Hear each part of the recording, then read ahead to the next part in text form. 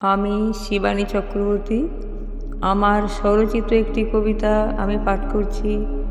কবিতাটির নাম শীত পৌষে।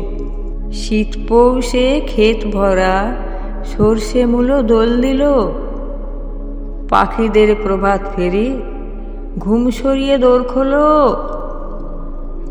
শীত সোহাগে অলস দিনে লেপ মুড়িতে দিন যাপন, তাকিয়ে দেখো খেজুর বনে নলিন গুড়ের আন্দোলন। হিম কুয়াশায় গাঁদার বনে নানা জাতির রং বাহার, ভোরের আকাশ আবির ছড়ায় মাতল করে হৃদয়কার।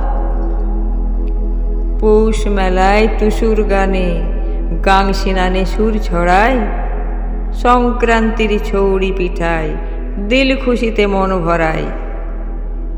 সবুজ ক্ষেতের আলমারিয়ে আসবে নিয়ে রং বাহার, সর্ষে ফুলের মূলোর ডালি নতুন চালের গন্ধভার। খামার ভরা ধানের রাশি লক্ষ্মী মাতার আগমন, সাথে আছে মাঠের রাজা আর আছে মার বাহন। শীতের মজায় পৌষ রানী থেকো মোদের ঘরে, মনের আঙিনা সবুজে ঢাকি হৃদয় খুশিতে ভরে।